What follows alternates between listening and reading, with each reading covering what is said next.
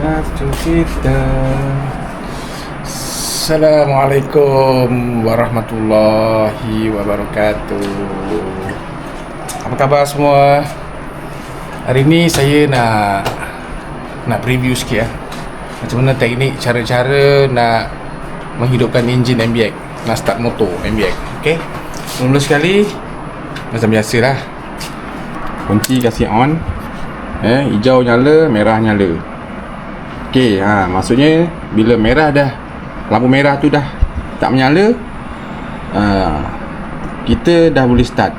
Pasal nyala tu maksud dia tuti tu mencukupi. Kalau tuti tak cukup, tuti kering, memang dia akan menyala selama-lamanya. Faham? Okey, yang ini jangan lupa. Ni switch lah. Ni motor-motor lama memang ada benda lah ni on. Okey. Barulah kita start. Okey. Baik.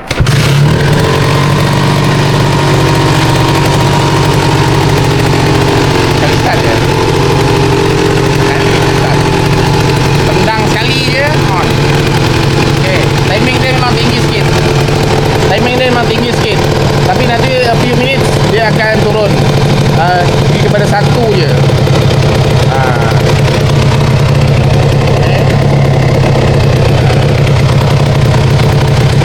Lama-lama dia akan turun. Biasa satu je lah, standard lah. Nampak dia akan slow. Kita dah setting dah. Cun-cun highway ni lock. Kalau tengok meter saya 90 meter je, 90 km sejam je. Tapi MPH.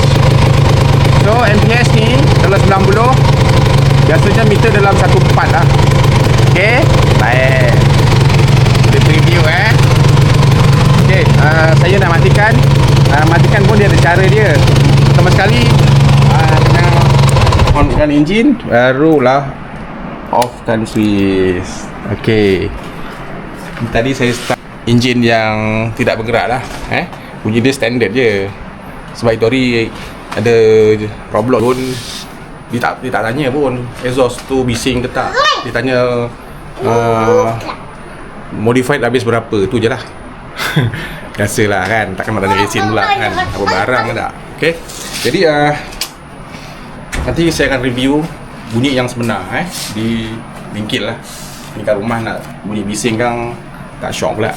Okay.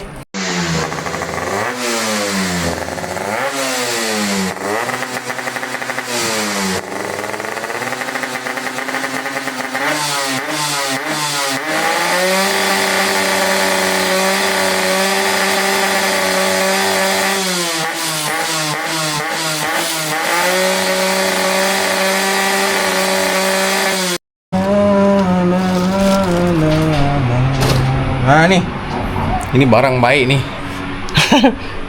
Baru jumpa, lama simpan weh. Ini nak tahu tak kat mana tempat dia? Ini untuk cover meter. Ini barang pun tak boleh jual dah. Yang ada orang buat guna fiber. Fiber, tapi ni bukan fiber, ni original. Ni original. Second hand lah, tak ada yang baru. Ada baru satu, baru ingat. Ni ni baru. Benda sama, tapi ni baru. Ini tak ada jual lagi dah bang. Kat Yokohama ke, Tokyo ke, Osaka dah tak ada dah. Wakman ada satu je, tapi tak tahulah. Kalau kat eBay ada, tapi harga menjerit lah. Okay, buat ada. Tapi ini item dah ada kawan book lah bang. Dia nak merasa kan, nak cuci mata. Kalau ini benda kat depan mata, bila kita pandu, kalau benda macam gini, syok je, sahdu je masa ride. Okay, simpan balik.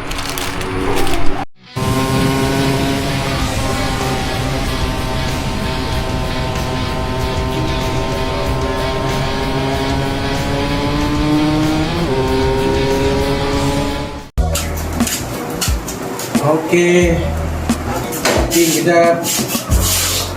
Terima kasih support video Wakman MBX. Jangan lupa like, subscribe dan komen. Bye.